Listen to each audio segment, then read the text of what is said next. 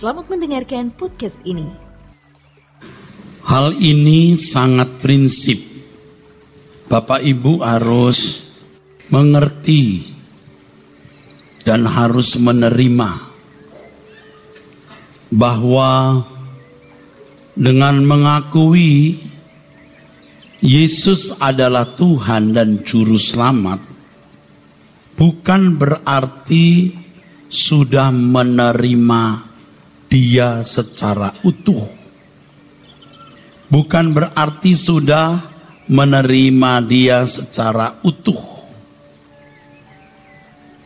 Sama seperti kalau seorang wanita berkata kepada seorang pria, "Aku menerima engkau sebagai suamiku."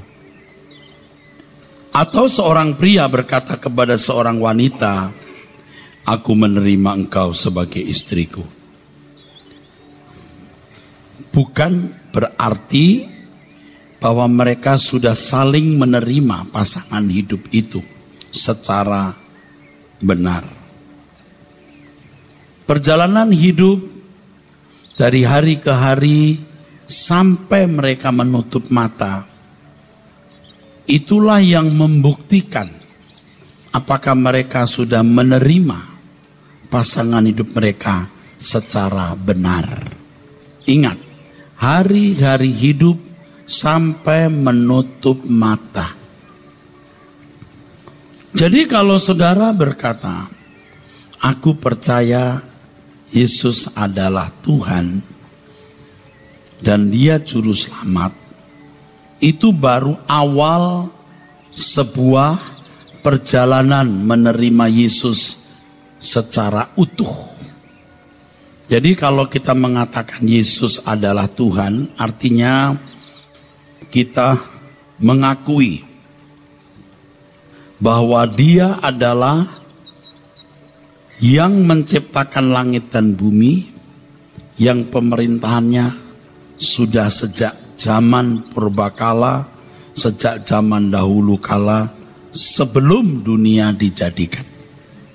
Kalau kita mengaku dan menerima Dia sebagai Juru Selamat, artinya bahwa Dialah yang dapat menggubah hidup kita sehingga kita dapat dikembalikan ke rancangan Allah yang semula.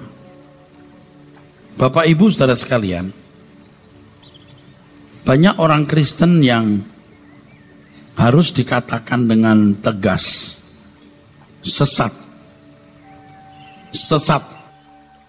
Ketika merasa bahwa dia sudah menerima Yesus dengan mengakui dan mempercayai Dia Tuhan dan Juru Selamat, kemudian dia merasa sudah mencapai keselamatan. Dan pada umumnya orang Kristen begitu. Ini sesat. Salah sekali. Keselamatan adalah dikembalikannya manusia ke rancangan Allah semula. Itu berarti seseorang yang benar-benar selamat atau memasuki proses keselamatan itu menjadi semakin serupa dengan Tuhan Yesus. Kehidupan Tuhan Yesus yang dijalani 2000 tahun yang lalu dijalani oleh orang percaya hari ini. Bagaimana mengenakan gairahnya Spirit Tuhan, karakternya dalam hidup kita hari ini, yang tentu masing-masing memiliki kekhasan, memiliki keunikan. Jadi kalau Tuhan berkata, "Darahku benar-benar minuman dan tubuhku benar-benar makanan," itu kita minum dan makan darah dan tubuh Tuhan. Artinya menyatu.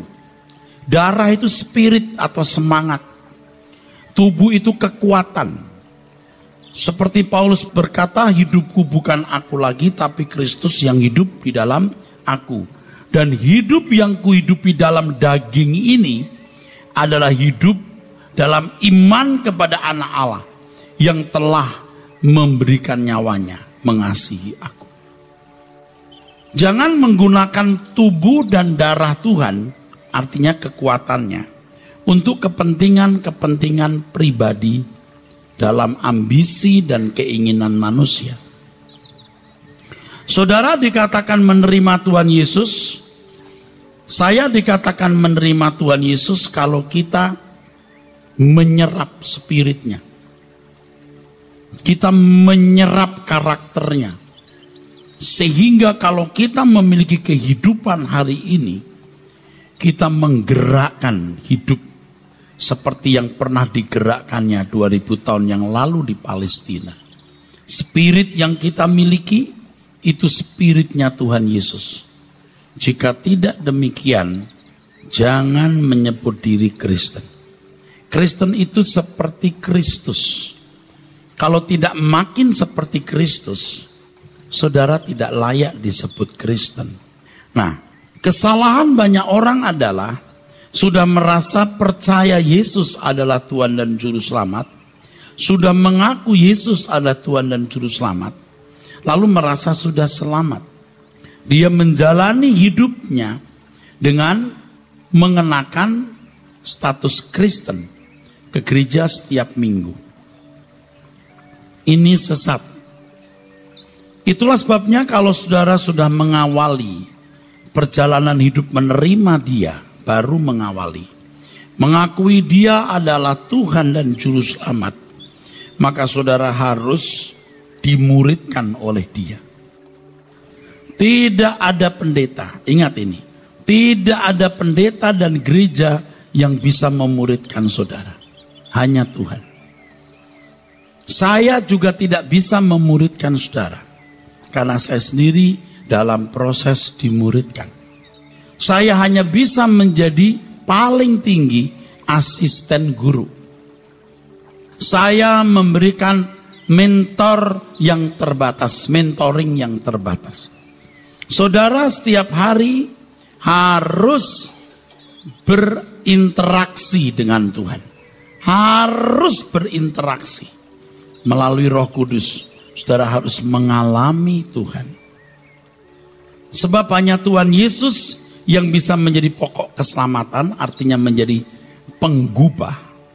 Pokok keselamatan itu aitios. Saya senang dengan kata itu, pokok keselamatan.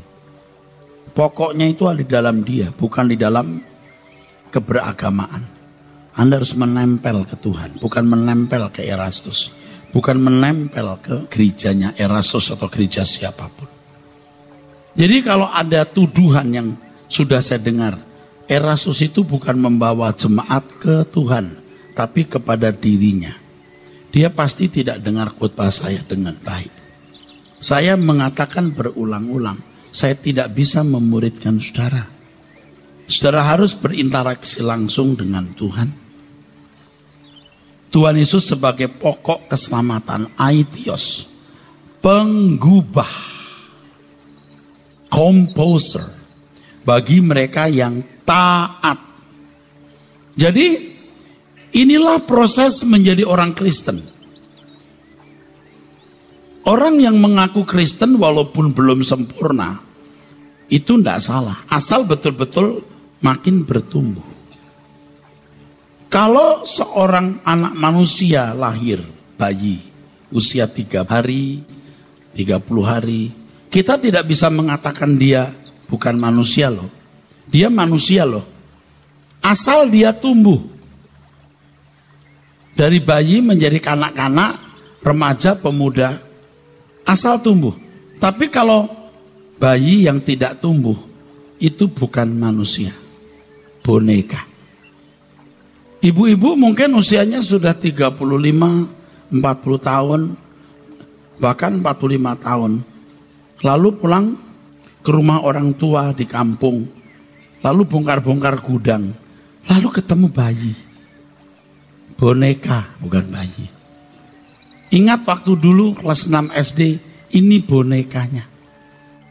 Ya, ibu-ibu sudah gede, segede ongkang. Udah gede begitu, rambut putih. Ini si bayi masih tetap sama, gini. Apalagi bayi-bayi zaman dulu. Belum bisa nangis sendiri. Dipencet orang gitu. Ya, itu boneka. Anak lahir umur 3 hari, 30 hari. Manusia enggak? Manusia. Disebut manusia kalau dia tumbuh. Saudara kalau tidak tumbuh, saudara bukan Kristen. Memang umur manusia, pengalaman hidup membuat orang bisa menjadi makin bijak. Sebab kodrat dosa dalam diri manusia atau kodrat kemelesetan itu bisa dijinakkan oleh agama dan hukum-hukum serta syariatnya. Orang bisa jadi baik. Tetapi kekristenan bukan untuk menjinakkan karakter lama kita atau manusia lama kita atau kodrat dosa kita. Tetapi kekristenan itu mematikan supaya kodrat Allah yang muncul. Tidak boleh menghidupi dua-duanya, harus satu dikorbankan. Maka Tuhan mengatakan kamu tidak dapat mengabdi kepada dua Tuhan. Kodrat ilahi yang ditumbuhkan. Kalau Bapak Ibu belum mengerti benar yang saya maksud, dengar dulu. Sebab ini harus dialami. Ketika dia menemukan ada dua kodrat di dalam dirinya, saudaraku. Jadi proses menjadi Kristen ini luar biasa. Jadi kita belum Kristen, Pak. Sudah, asal saudara mengalami proses pertumbuhan mengenakan kodrat ilahi. Tapi kalau cuma beragama Kristen, tambah baik, tambah bijak, melalui perjalanan waktu, sebenarnya you bukan orang Kristen. You cuma beragama Kristen, tapi bukan Kristen. You beragama yang namanya agama Kristen, tapi you bukan Kristen.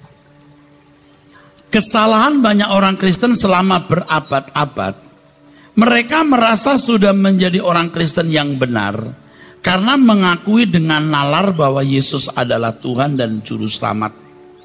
Kemudian mereka percaya bahwa pertumbuhan rohani akan berlangsung dengan sendirinya.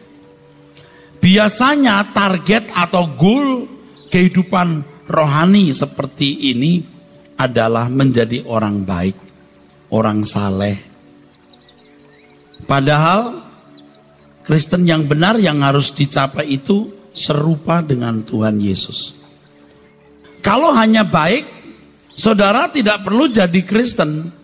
Agama-agama juga mendidik orang kepada kebaikan, saudaraku. Ya, saudara tahu saya mau gambar apa? Kalau saudara mau mengangkut barang 50 kilo, itu cukup dengan mobil niaga. 50 kilogram. Kalau 20 ton, tronton. Kira-kira saya mau ngomong apa?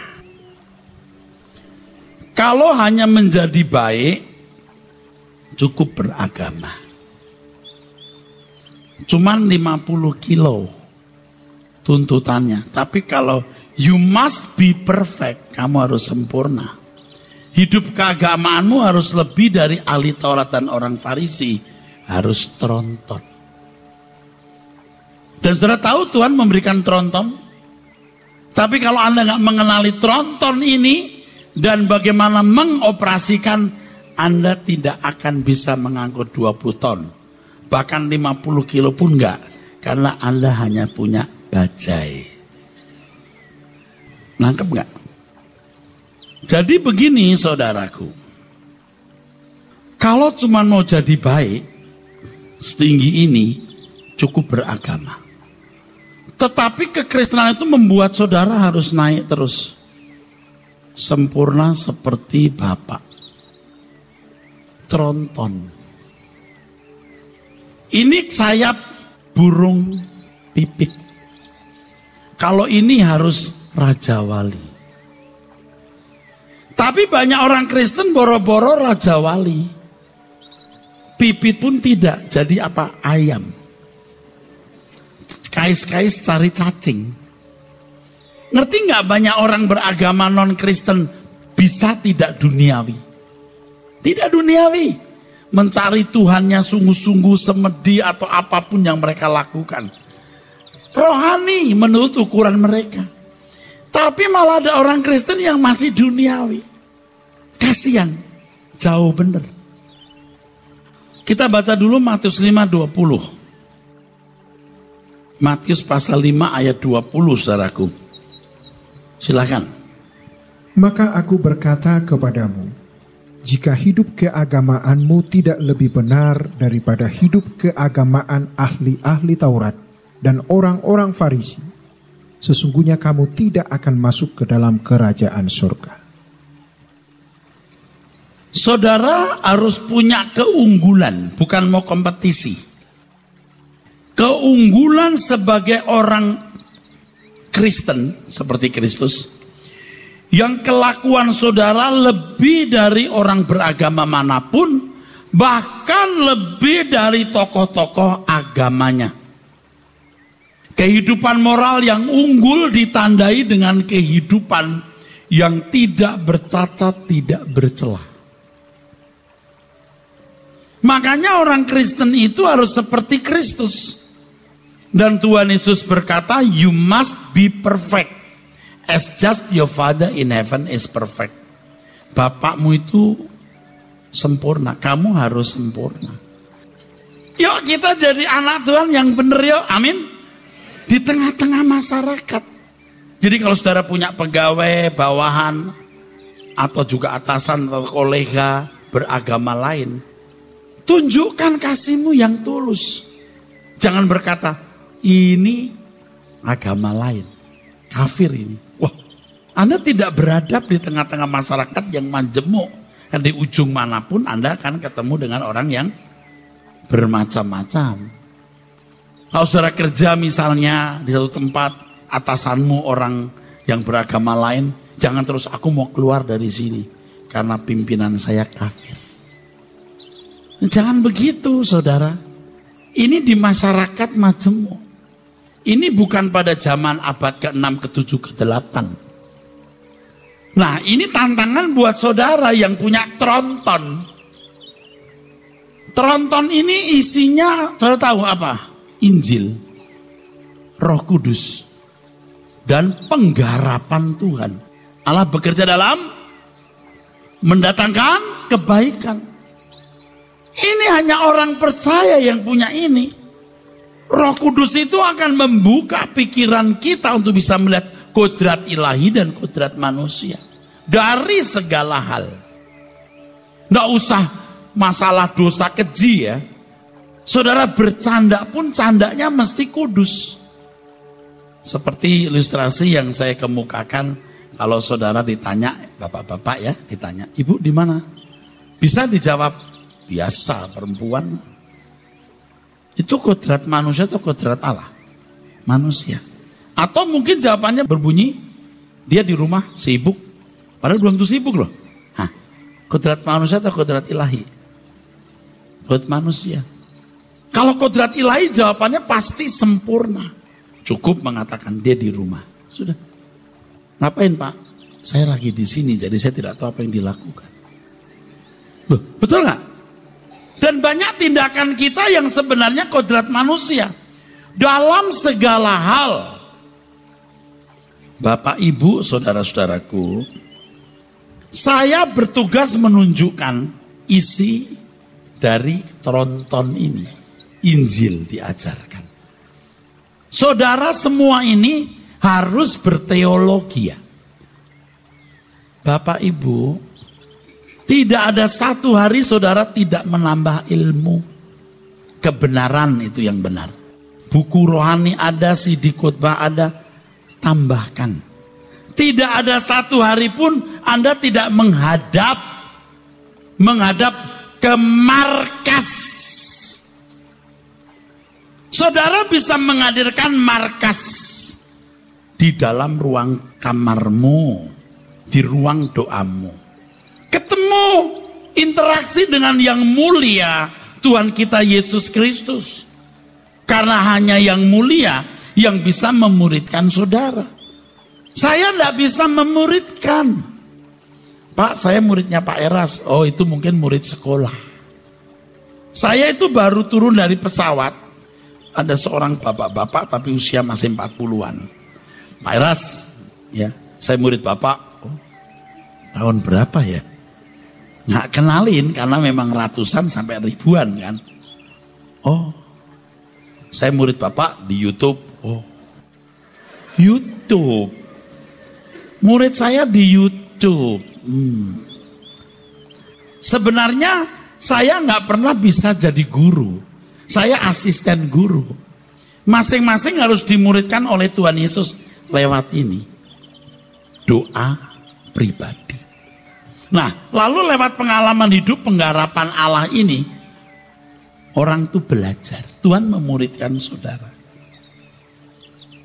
Jadi kalau saudara tidak sungguh-sungguh memanfaatkan fasilitas ini, nggak bisa angkat 20 ton. Jadi ketika kita mengaku Yesus Tuhan dan Juru Selamat, trontonnya diberi. Roh Kudus dimeteraikan, Injil disediakan. Allah akan menggarap. Kalau orang sudah membenci Tuhan Yesus, apa? Udah, kartu mati. Bisa baik tapi tidak bisa sempurna. Nah, saudara ini kan menghormati Tuhan dalam arti menerima dia sebagai Tuhan kan? Amin. Juru Selamat kan? Punya Roh Kudus. Saudara bisa menghargai Alkitab. Kalau tidak kan Anda tidak mau membaca Alkitab. Anda mau ke gereja, bagus. Oleh sebab itu aktifkan dengan belajar Injil, dengan berdoa. Dalam berdoa saudara tanya Tuhan, Tuhan gereja mana yang benar dan pendeta mana yang pantas atau layak ku dengar. Kalau gereja ini saudara anggap layak, ya udah saudara hadir di sini. Pendeta ini pantas saudara dengar, dengarkan. Tapi kalau saudara merasa gereja ini tidak pantas didengar, jangan datang. Anda nggak datang pun saya kasih tahu ya, nggak saya cari. Saya nggak kenal saudara siapa. Gimana nyarinya? Ini bukan ngusir loh. Ini jangan berpikir pendeta kok ngomong begini. Jemaat disambut dong malah diusir-usir. Bu, saya kan mau ngajak fair-fairan bu. Tanya Tuhan. Gereja mana yang patut kamu kunjungi dan pendeta mana yang patut kamu dengar. Sebab ini masalahnya soal tronton loh. Diajarkan nggak isinya dan cara mengoperasikannya? Diajarkankah komponen-komponennya dan kita mengoperasikannya, saudaraku? Kan begitu, saudara. Nah, kalau saudara tidak memiliki target serupa dengan Tuhan Yesus, karena tidak mau jadi Kristen, karena merasa sudah Kristen, ingat bayi lahir manusia nggak? Asal bertumbuh. Kalau tidak namanya ada kocan. Kan begitu boneka. Saudara bertumbuh nggak makin mengenakan kodrat ilahi? Ini tadi yang jawab 10% ada nggak kira-kira? Kehidupan itu ada perubahan. Kalau saudara mempercayai ini gereja yang benar dan pembicaranya patut didengar. Saya gembala kecil, saya kasih tahu ya. Orang yang bertumbuh itu ada 3 ciri utama. Menyangkut kebahagiaan, menyangkut keberanian, menyangkut kesiapan. Orang yang bertumbuh dengan target menjadi manusia seperti yang dikehendaki oleh Allah, itu menjadi manusia yang merdeka, saudara. Kemerdekaan itu ditandai 3 hal ini. Saudara itu nggak lama hidup. Apalagi yang umurnya sudah di atas 50 tahun. Baru-baru ini saya lagi di luar negeri, saudaraku. Saya dapat telepon, ada salah satu keluarga yang ponakannya meninggal usia 9 tahun. Cuman sakit panas, meninggal Begitu cepat saudaraku. Makanya saudara, bukan nakut-nakutin yang umur 9 tahun sudah meninggal, apalagi udah tua begini. Jadi kalau misalnya begini, ini seperti tali. Hidup saudara cuman sepotong sini loh. Ini 70 tahun ini. Kalau saudara menjadi kekasih Tuhan, saudara, Tuhan kebahagiaanku, the only happiness I have. Wow. Jadi kekasih Tuhan. Tidak ada yang bisa membahagiakan aku selain Tuhan. Ini harus jadi prinsip saudara. Saudara pernah lihat gak seorang pria bule, pria barat yang ganteng, dia jalan pegangan begini dengan mesranya dengan seorang wanita Indonesia yang gak jelas wajahnya, gak jelas kulitnya, tingginya 3/4 dari dia, tapi begitu mesra. Rasanya wanita itu pembantu rumah tangganya loh. Loh iya. Dari potongannya ini model Tulkiem ini. Tapi bisa loh dia begitu. Kenapa? Sebab dia sudah mencurahkan hatinya, cintanya, nafsunya, libidonya. Udah dia genggam, dia gak mau tahu.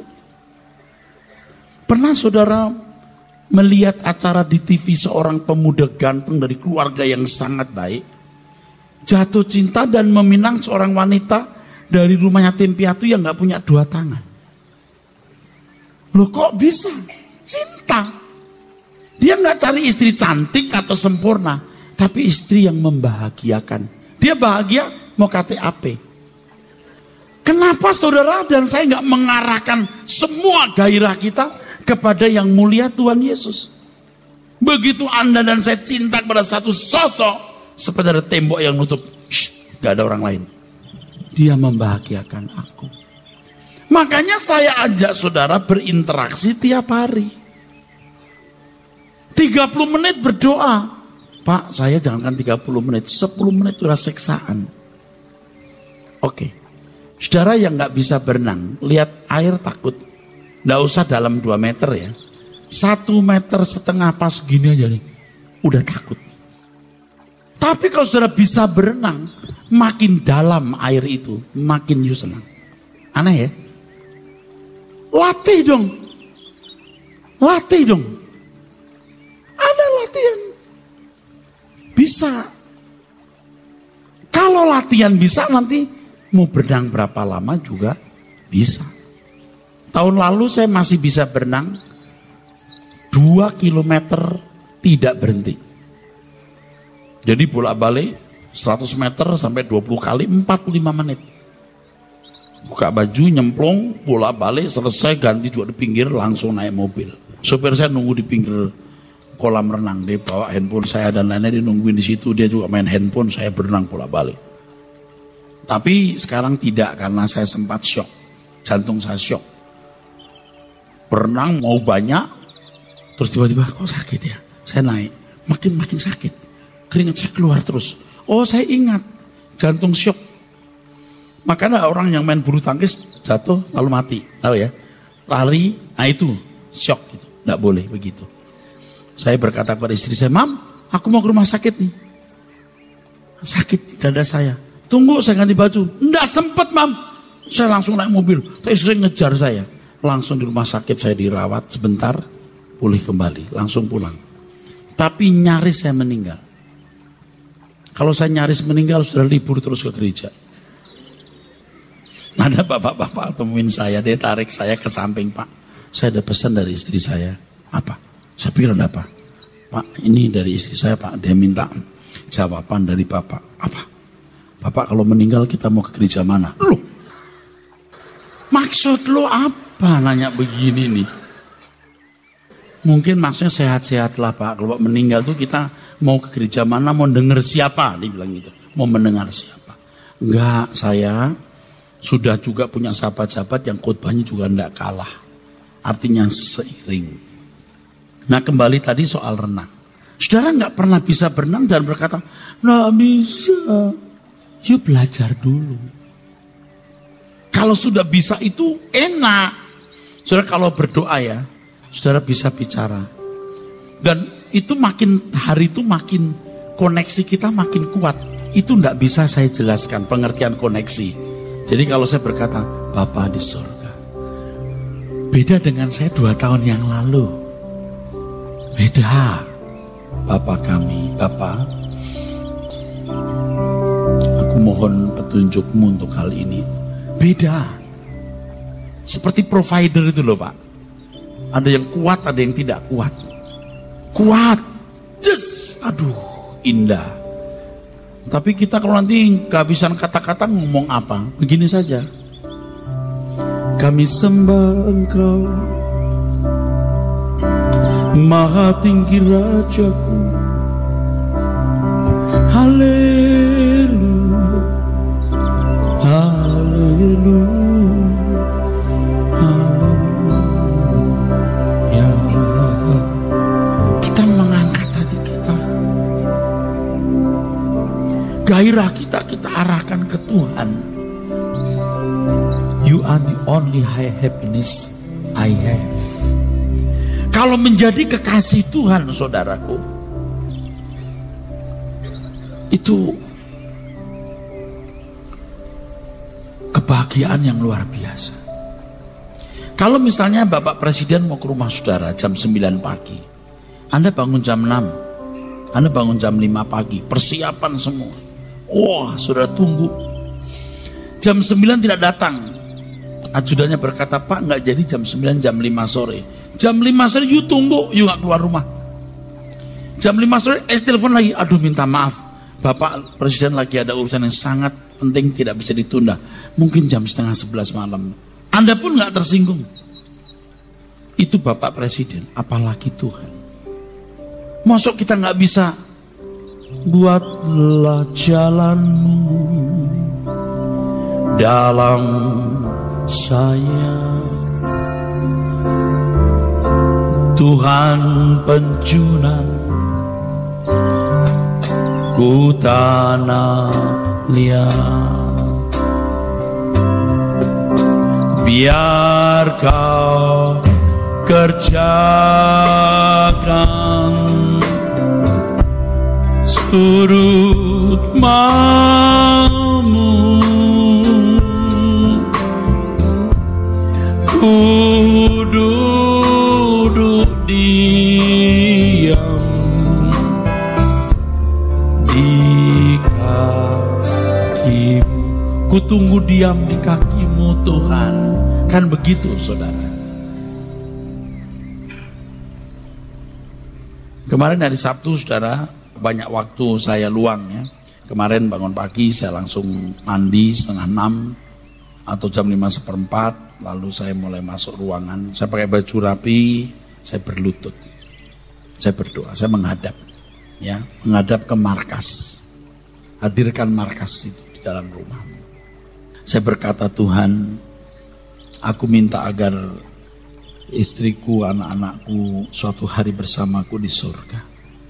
Dan orang-orang yang kukasihi. Aku minta Tuhan kalau aku di sana mereka juga ada. Lalu ada satu hal yang Tuhan ajarkan. Seakan-akan Tuhan mau bicara begini. Kamu tidak usah minta itu. Kalau kamu menjadi kekasihku, aku tidak akan melukai kamu. Seperti kamu tidak melukai aku. Menjadi kekasih Tuhan itu luar biasa, saudara.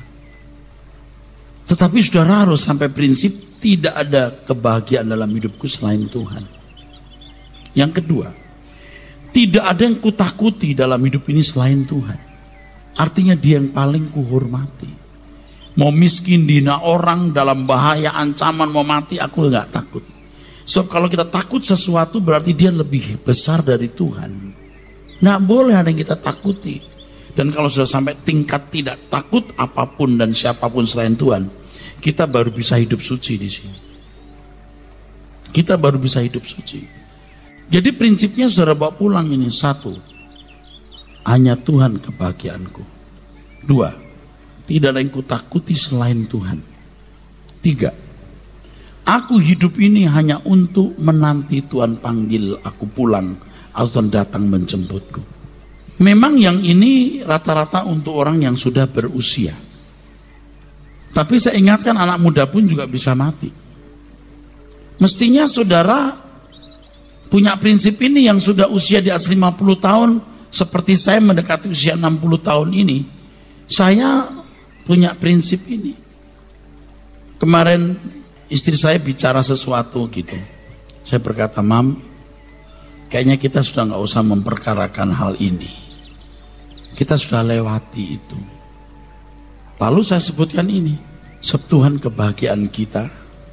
Nggak ada yang kita takuti selain Tuhan. Sambil ngomong saya, aku hidup hanya untuk menantikan dipanggil pulang Tuhan atau dijemput Dia.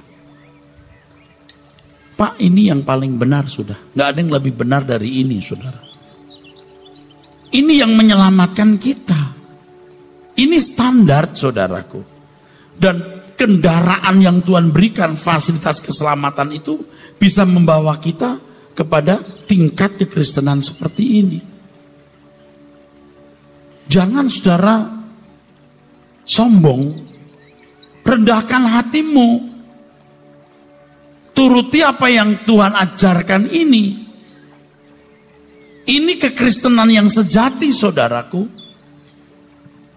Tentu saya sudah tidak mau lagi berdebat macam-macam, saudaraku.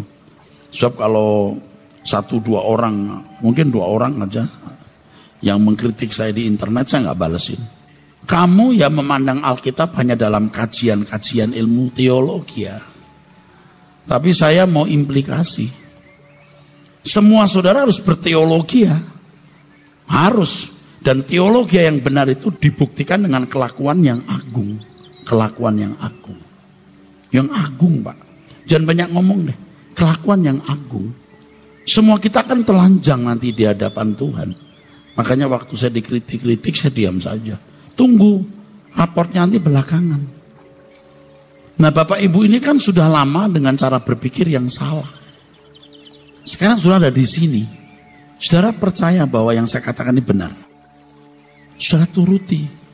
Saudara turuti yang saya khotbahkan ini. Belajar firman Tuhan dengan benar, doa tiap hari 30 menit.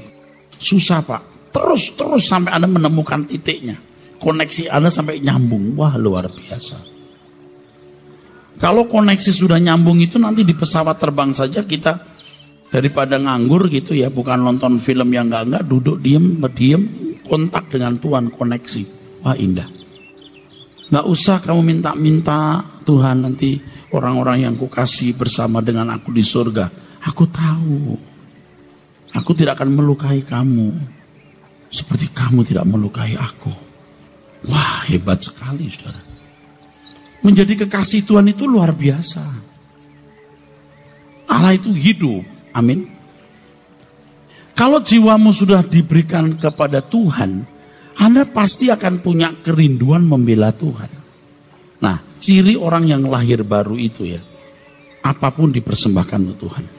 Jadi sudah gak ngomong lagi persembahan perpuluhan atau buah sulung, udah gak ngomongin itu. Kekasih kok. Kalau saudara punya kekasih, saudara pernah hitungan sama dia? Tidak akan. Kalau perlu gaji 2 bulan ke depan diambil di bon. Cuman mau belikan kado. Gaji bulan ini, 2 bulan ke depan. Nah sekarang untuk Tuhan Anda pasti gak mikir. Cinta dulu sama Tuhan. Menjadi kekasih Tuhan. Kalau sudah menjadi kekasih Tuhan, Pak, luar biasa. Saudara nanti kalau tutup mata meninggal dunia, wah, baru sudah tahu apa yang saya katakan ini benar. Jadi menjadi Kristen itu, Pak, menganggap tidak ada yang penting kecuali jadi kekasih Tuhan. Gak ada yang penting kecuali kita bertumbuh serupa dengan Tuhan Yesus. Makanya Tuhan berkata tinggalkan semua, lepaskan semua. Sampai ketemu minggu depan.